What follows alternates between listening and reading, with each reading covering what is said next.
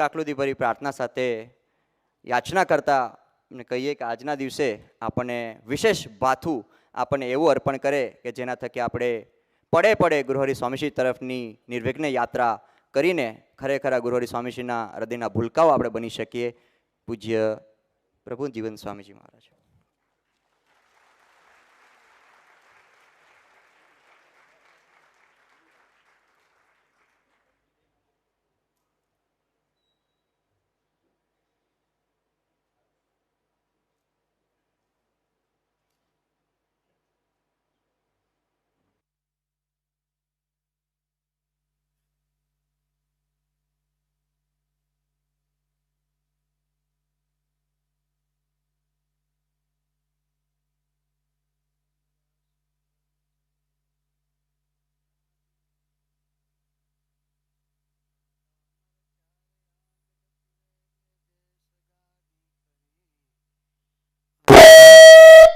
અંતર ધ્યાન થયા લીલા હરિતણી સંક્ષેપ્તમાઉચરી દીક્ષા અર્પિય હો ગુણાતીત સમી જેને ગુરુ જોગીએ કાકાને વળિયા પદે અદ્વૈતનો ખોજ છે.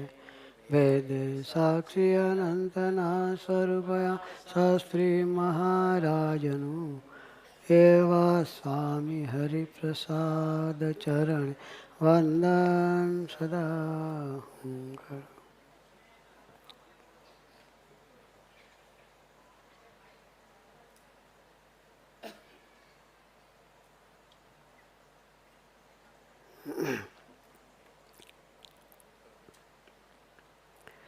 સહજાનંદ સ્વામી મહારાજની જય. હરિપ્રસાદ સ્વામી મહારાજની જય. આત્મીય સમાજની જય જય જય. દાસના દાસ થવાની જય જય જય. 8 મહિના પછી તમારા બધાના દર્શન થયા. ખૂબ આનંદ.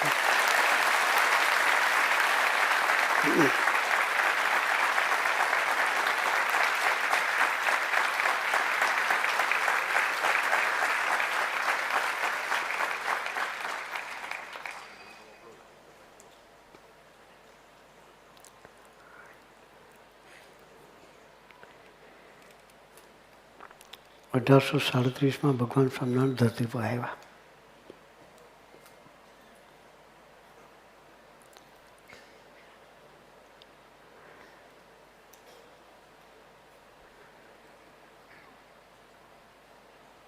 બાળ વયમાં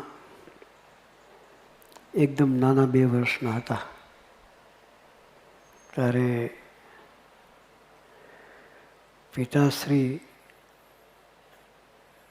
વિચાર કરો કે દીકરાનું ભવિષ્ય શું છે.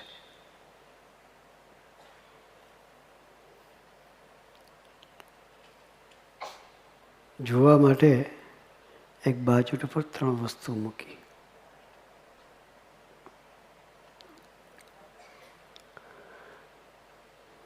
ને કલ્પના કરી. પેલા એક તલવાર મૂકી, પછી રૂપિયાનો સિક્કો મૂક્યો અને ગીતા મૂકી. તલવાર હાથમાં લે તો મોટો રાજવી થશે એ કલ્પના કરેલી, અને રૂપિયાને હાથ લગાડે તો મોટો ધનવાન થશે, અને ગીતા એટલે ધર્મશાસ્ત્રને હાથ લગાડે તો કોઈ ધાર્મિક પ્રવૃત્તિ કરવા માટે ધરતી પર આવ્યા છે એનું અનુમાન કરેલું. આ 2 વર્ષનું છોકરું હોય, કોઈ બી વસ્તુ તમે મૂકી હોય તો લઈને પકડી શું કરે? મોઢામાં નાખવાની વાત કરે. શું કરે? ખબર નથી આ ખવાય કે ના ખવાય, પણ રમતા રમતા ઘનશ્યામ બાજુ પાસે જાય છે, સીધો ગીતા પર હાથ મૂકે છે. એ તો ઠીક છે, ગીતાને પાન્યા ફેરવે અને શ્લોક કાઢ્યા, પાણી ખોલી જે શ્લોક છે હાથ ત્યાં મૂકી રાખ્યો. ધર્મદેવે જોયું એ કયો શ્લોક છે. તો કૃષ્ણ પરમાત્માએ ગીતામાં જે શ્લોક કયો છે, યદા યદા હિ ધર્મસ્ય ગ્લાનિ ભવતિ ભારત, જ્યારે જ્યારે ભારતની ધરતી પર અધર્મનું સામ્રાજ્ય ફેલાય ત્યારે ત્યારે હું માનવ રૂપે ધરતી પર રહીશ. એ શ્લોકનો અર્થ હાથ હતો.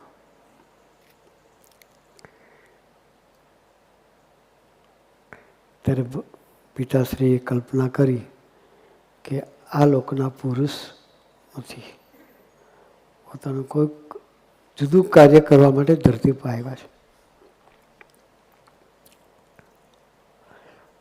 નાની ઉંમરે ખૂબ ચરિત્રો કર્યા ભગવાને, બાળ ચરિત્રો કર્યા. મિત્રો સાથે ફરવા ગયા હતા તો ઝાડ ઉપર ચડ્યા. નાના બાળ મિત્રો હોય એની રમતો આંબલી પીપળી બધું રમતા હોય, ઝાડ પર ચડ્યા. બીજા નાના મિત્રો ચડી શક્યા નહીં, પછી આમ પશ્ચિમ દિશા તરફ જોતા હતા. ત્યારે નીચે પેલા વેણુગોપાલના પ્રાગ એ 3 મિત્રો તેને પૂછ્યું કે ઘનશ્યામ શું જુએ છે. તો કે પશ્ચિમ દિશામાં મુમુક્ષુ ખૂબ છે. કે મુમુક્ષુ શું કહેવાય એ બાર ગોઠિયાને શું સમજ પડે, પણ એની નજરથી પશ્ચિમ દિશા એટલે ગુજરાત તરફ, આપણી તરફ નજર હતી. પ્રજ્ઞા યુપીમાં અને નજર કરી આપણી પર, દ્રષ્ટિમાં લીધા. કહેવાનું મિનિંગ કે આપણે કોઈ સાધન નથી કર્યું, કોઈ સાધનથી ભગવાન મળે નહીં. શાસ્ત્રમાં લખ્યું છે, વચનામૃતમાં લખ્યું છે, વૈરાટ નારાયણે પોતાના 50 વર્ષને 1.5 પોર સુધી એક પગે ઊભા રહી અને તપશ્ચર્યા કરી છે, ભગવાન ધરતી પર આવે એના માટે. આપણે સવારે કદાચ પૂજા કરતા હોય તો એક પગે ઊભા રહેજો, કેટલી મિનિટ રહેવાય છે. 1 માળા ફરે છે કે 2 માળા ફરે છે, 3જી માળે પગ નીચે અડી જાય. પણ 50 વર્ષને 1.5 પોર સુધી એક પગે ઊભા રહીને તપસ્યા કરી છે ભગવાનને ધરતી પર લાવવા માટે. છતાંય એની તપસ્યાથી ભગવાન ધરતી પર આવ્યા નથી, એક કરુણાએ કરીને આવ્યા છે. વૈરાટનારાયણના 50 વર્ષ આપણા નહીં હો. વૈરાટનારાયણની 1 સેકન્ડ ખગોળ ભૂગોળના વચનામૃતમાં લખ્યું છે, એક લવ એટલે સેકન્ડનો 150મો ભાગ. આપણી જે સેકન્ડ કહીએ ને, સેકન્ડનો 150મો ભાગ થાય. એક લવમાં આપણા 666 વર્ષ નીકળી જાય છે. પહેલાં 666 ગુણ્યા 150 કરી જોજો, એટલે બ્રહ્માંડની 1 સેકન્ડની કિંમત આપણને ખબર પડશે. 666 ગુણ્યા 150.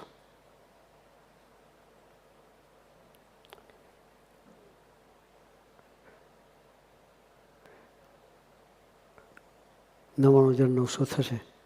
કેટલું થશે? 99,900 વર્ષ થાય. 1.5 પોર જુદો, 1.5 પોરના જે 100 વર્ષ બીજા ગણી લેવાના, લાખ વર્ષની આપણી આયુષ્ય થાય વૈરાટના 1 સેકન્ડમાં. તો એના 50 વર્ષની દોડ પર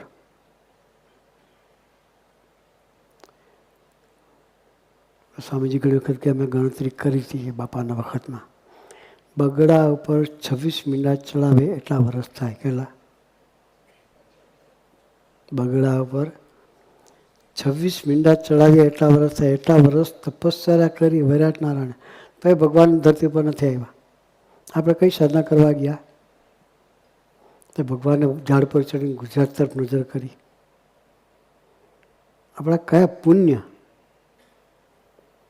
કોઈ પુણ્ય નહીં, કેવળ કરુણા. એટલે સ્વામીજી વર્ષો પહેલા ગોષ્ઠીમાં કહેતા હતા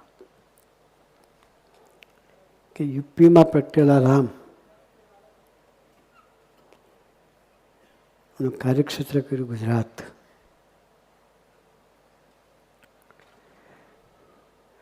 યુપીમાં પ્રગટેલા કૃષ્ણ એણે પણ દ્વારકા પસંદ કર્યું. મહાવીર એને પણ શેત્રુંજી પસંદ કર્યું.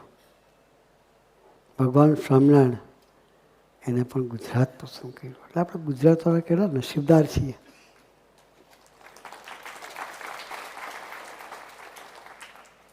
કે ભગવાનની નિરંતર આપણા પર દ્રષ્ટિ છે. એમાંય ચરોતર.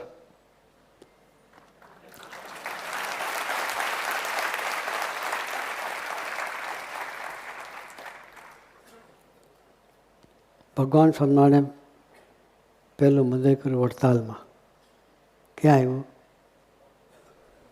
ભાગોળ માપડી ચરોતરમાં. શાસ્ત્રી મહારાજે મંદિર કર્યું બોચાસણમાં. ક્યાં આવ્યું? આપણી ભાગોળમાં. અને સ્વામીજીએ મંદિર કર્યું બાકરોલમાં.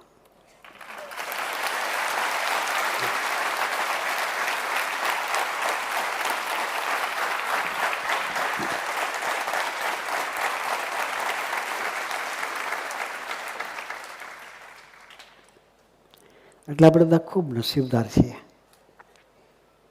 કે આપણે બધા સિલેક્ટેડ ચોઝન વન છીએ. કેવા છીએ?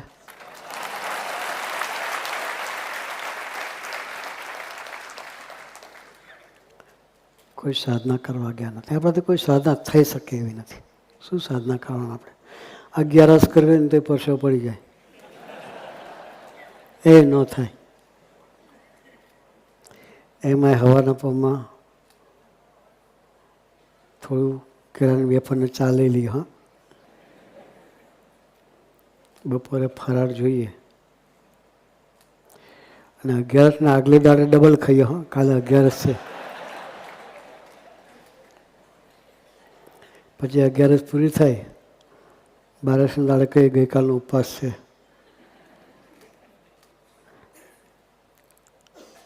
એટલે 10મ દોઢી, 12 બમણી અને ફરાળ ફાયદામાં.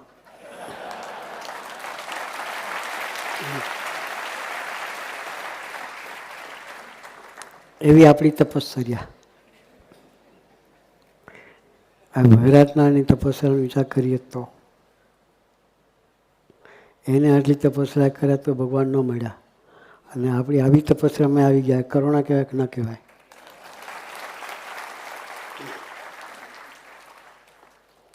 એ ભગવાન સ્વામિનારાયણ ધરતી પરથી ગયા નથી.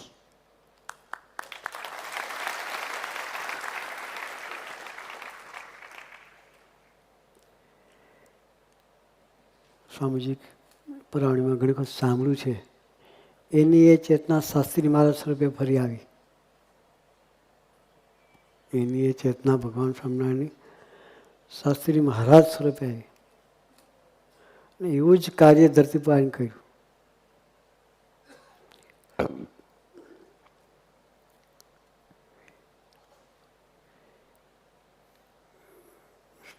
શાસ્ત્રી મહારાજ 6 શિખર મંદિર ભગવાન સ્વામિનારાયણે કર્યા. 6 શિખર મંદિર શાસ્ત્રી મહારાજે કર્યા.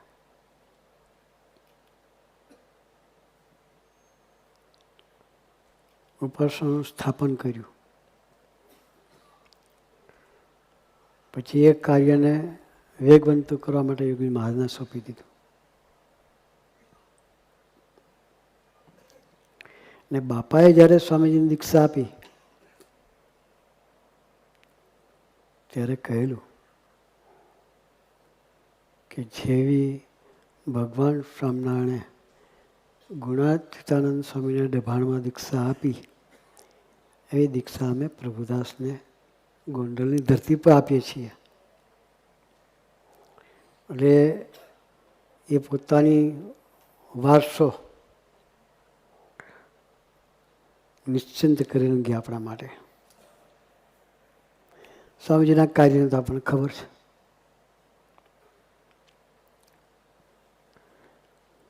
આપણે કદાચ આ વડીલોએ કદાચ બાપાના દર્શન કર્યા હોય, પણ ઘણાએ બાપાના દર્શન નહીં કર્યા, પણ સ્વામીજીની પરાવાણી આપણે સાંભળીએ, બાપાના જીવનનું દર્શન કરાવે, તો જાણે બાપાની સાથે આપણે હોઈએ એવું લાઈવનેસ ખડું કરી દે સ્વામીજી. એ કેવા સ્વામીજી યોગીમાં ડૂબેલા હશે. કાલે એક પ્રસંગ વાંચતો હતો.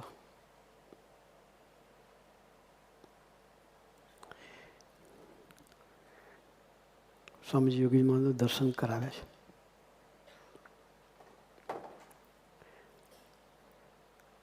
ડાંગરામાં મંદિર બંધાતું હતું. જાતે કામ કરવું પડતું હતું.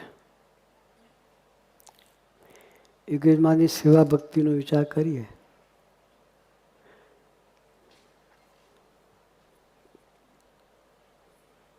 તો રસોડું એને કરવાનું,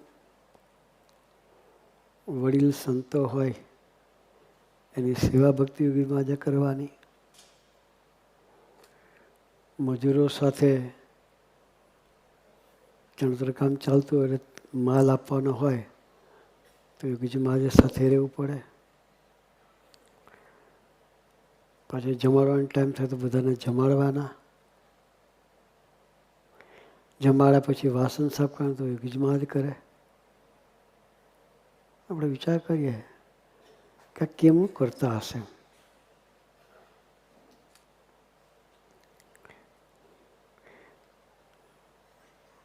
એક પ્રસંગનું સ્વામીજી વર્ણન કર્યું છે એમાં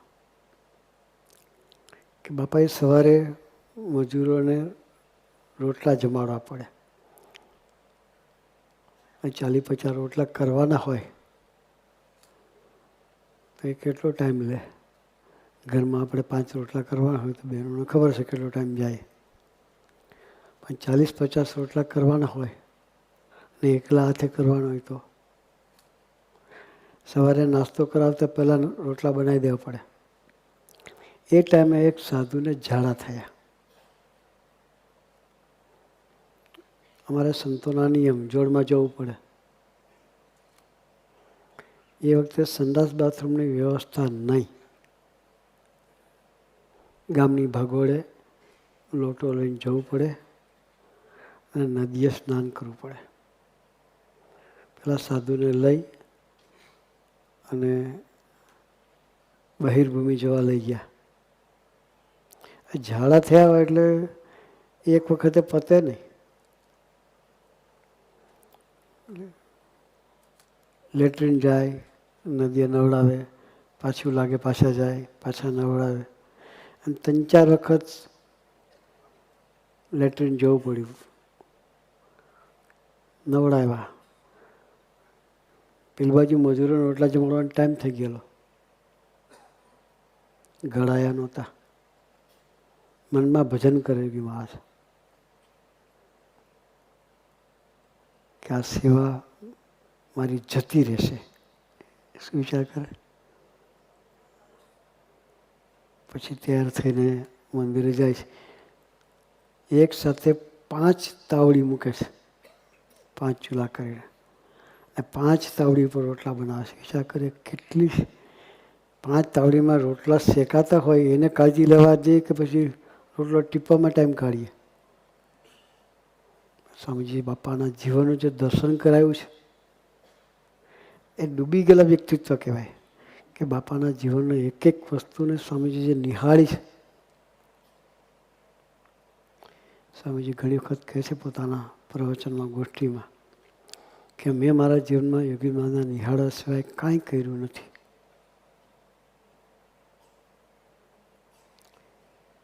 સ્વામીજી આપણને એ જ પાઠ ભણાવે છે. તમારે પણ કોઈ સાધના કરવાની નથી. કે એક સાધકે સ્વામીજીને પૂછેલું કે સ્વામી, આપ મળ્યા છો, આપે અમને ગ્રહણ કર્યા છે, આપે અમને દીક્ષા આપી છે, હવે અમારે શું કરવાનું? ત્યારે સ્વામીજી કહ્યું, તમારે કશું કરવાનું નથી, મારા જીવન તરફ નજર રાખવાની છે. જેવી નજર સ્વામીજીએ યોગી મહારાજના જીવન તરફ રાખી હતી, એ મોટા પુરુષના જીવનના ભેડાનું દર્શન એ જ આપણી સાધના છે. એમાં ડૂબવું એ જ આપણી સાધના છે. સ્વામીજીએ પોતાના જીવન દર્શન કરાવી. આપણે સાધકોએ કઈ રીતે જીવન જીવવું એની કેળી ચીંધી દીધી કે તમારે કંઈ કરવા નથી. કેવળ ગુણાતીત પુરુષનું જે જીવન છે એ જીવન તરફ નજર રાખી તમારી યાત્રા નિરંતર ચલાવતા રહેવાનું છે. તો આજના શુભ દિવસે એટલી જ પ્રાર્થના કરવી છે કે સ્વામીજી આપણા ભેડા તરફ નજર રહે, આપણા જીવન તરફ નજર રહે, આપણે જે યોગી મહારાજ સાથેનો સંબંધ બાંધ્યો એ તરફ નજર રહે, તો એ તરફ નજર રાખી ને આપણી યાત્રા નિરંતર સ્વામીજી તરફ ચલાવતા રહીએ. એ ચલાવવા માટે ગુરુએ આપણને સૌને ખૂબ ખૂબ ખૂબ બળબુદ્ધિની શક્તિ આપે, એ જ પ્રાર્થના સહજાનંદ સ્વામી મહારાજ.